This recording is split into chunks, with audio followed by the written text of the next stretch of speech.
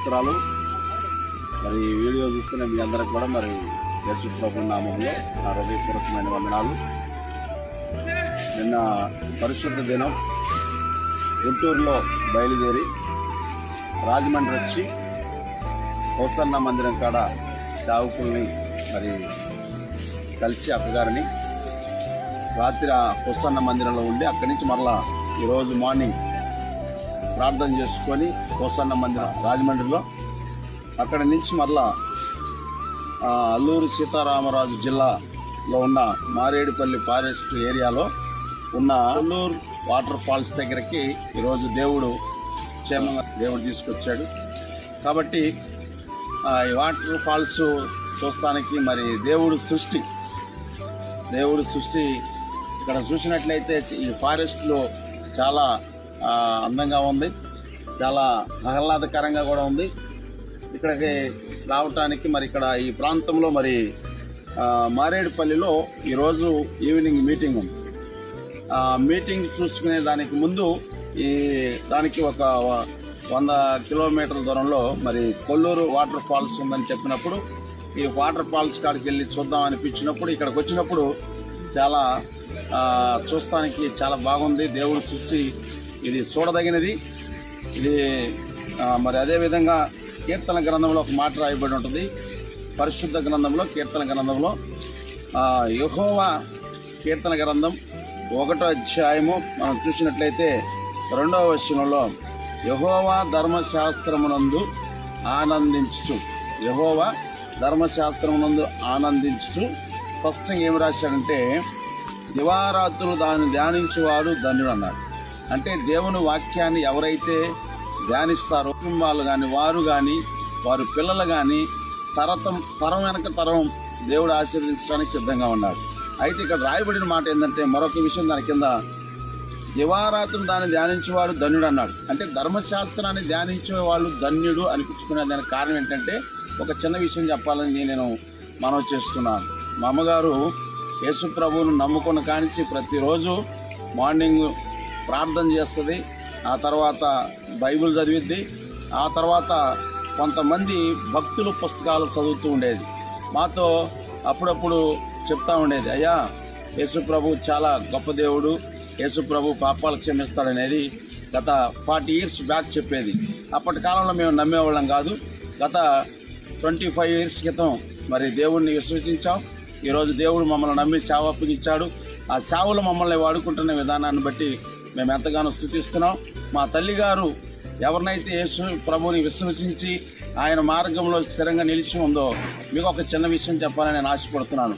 మా అమ్మగారు ప్రభువును నమ్ముకున్నాక 20 years దాకా చాలా బంధువులు స్నేహితులు మా గ్రామ ప్రజలు కూడా కొంతమంది హేళనగాను సులకనగా మాట్లాడారు. 20 years మాట్లాడారు. 20 years అలా మాట్లాడిన తర్వాత అలా మాట్లాడినా కానీ మా అమ్మ ఆ జీవం గల దేవుని సన్నిధికి వెళ్ళి దేవుణ్ణి సన్నిధిలో ప్రార్థన చేసింది, దేవుని మందిరంలో పరిచర్య చేసింది. దేవుని సేవకులు మా ఇంటికి వచ్చినప్పుడు దేవుణ్ణి బట్టి దేవుని సేవకులకి ప్రేమతో ఆతిథ్యం ఇచ్చింది, హృదయపూర్వకంగా కానుగోడిచ్చింది. వారు వెళ్తూ అమ్మా మీ కొరకు ఏం ప్రార్థన చేయాలని అడిగితే ఒక మాట చెప్పారు మా అమ్మగారు. ఏం చెప్పిందంటే మీరేమి మా కొరకు మా పిల్లలందరూ కూడా దేవునిలో యేసయ్యలో ఉండాలని ప్రార్థన చేయండి అని ఆ సేవకులకు చెప్పినప్పుడు ఆ సేవకులు మా ఇంటికి వచ్చి వెళ్తా ప్రార్థన చేసే ప్రభువా సారోనమ్మ గారు కుమారుడు కానీ సారోనమ్మ గారు కుమార్తెలు కానీ కుటుంబం అంతా ప్రభు సన్నిధిలో ఉండాలని వారు చేసిన ప్రార్థన ఫలితాలే ఈరోజు మమ్మల్ని ఈ 24 సంవత్సరాల గుంటూరు పట్టణంలో ఆదరణకర్త మినిస్ట్రీ స్థాపించడం జరిగింది.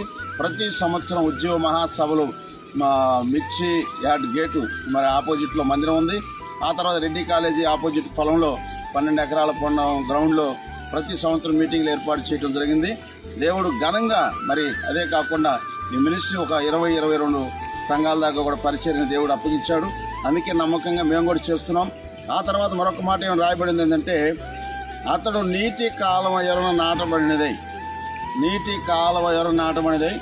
ఆకువాడక తన కాలమందు ఫలమిచ్చు చెట్టు వలె ఉండను. ఇక్కడ చూడండి, మనం చూసినట్టయితే ఇక్కడ కాలువ నీరు పారుతా ఉంది. ఈ కాలువ పక్కన మనం చూసినట్టయితే ఈ చెట్టును చూడండి ఎంత ఎత్తుందో. ఈ చెట్టుకి ప్రతిరోజు కూడా నీరు అందుతూ ఉంది. జాగ్రత్తగా మీరు వినాలి దయచేసి. ఈ నీరు అంటే వాక్యం అని అర్థం.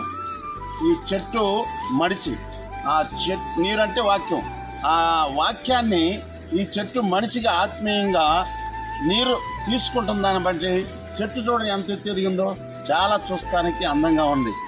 కాబట్టి ప్రియమైన దేవుని బిడ్డలారా, దాని జీవితంలో చూస్తే తన ఏర్లు లోతుకెళ్ళిపోయినాయి, ఎంత బాగుందో. అట్లా ఇక్కడ రాయబడింది, అతడు నీటి కాలం ఎవరు నాటం అనేది ఆకు వాడక తన కాలమందు ఫలమిచ్చు చెట్టు వల్లే ఉండును, అతడు చేసినదంతయు సఫలమగు. భూమి మీద మనం గాని ఏ విధంగా నీటి కాలువ ఎరున ఈ చెట్టు నాటబడినప్పుడు చెట్టు నీరు తీసుకుంది, ఎదిగింది, ఫలిస్తుంది, చూస్తానికి అందంగా ఉంది. అట్లానే నీరు అనగా దేవుడు వాక్యము. ఆ వాక్యాన్ని చెట్టు అనగా మానవుడుగా పోల్చాడు దేవుడు. ఆ నీరు తీసుకోవటం వల్ల ఆ చెట్టు ఎదిగినట్లుగా వాక్యాన్ని మనం విని, బైబిల్లో ఒక మాట ఉంది, ఏమిటంటే ఆ మాట, నా యందు మీరును మీ నా మాటలు నిలిచి ఉండిన మీకు ఏది ఇష్టమో అది అడగమన్నాడు. అంతేకాకుండా ఇంకొక మాట కూడా అన్నాడు, మీరుగా ఫలించటం వలన నా తండ్రి మహిమపరచను అంటాడు. బహుగా ఫలించడం అంటే భూమి మనం ఆత్మీయంగా ఎదుగుతూ ఉంటే శారీరకంగా కూడా దేవుడు ఆశీర్వదిస్తారు. కాబట్టి ఇక్కడ ఈ కొల్లూరు వాటర్ ఫాల్స్ దగ్గర రావడానికి దేవుడు కృప చూపించారు. ఈ వీడియో చూస్తున్న మీరందరూ కూడా దయచేసి ఈ మాటలను మీరందరూ కూడా ఇలాగా దేవుని వాక్యాన్ని విని వాక్యానుసారంగా అనుసరించి నడిస్తే మీ జీవితంలో ఎక్కువగా ఆత్మీయంగా ఎదుగుతారు. దేవుని రాకడ సమీపంగా ఉంది. ఆయన వచ్చినప్పుడు ఆ మనం ఉండాలంటే ఆ దైవ భక్తి కలిగి దేవుని సన్నిధిలో ఉండాలని కోరుకుంటూ యేసునామములో తండ్రి.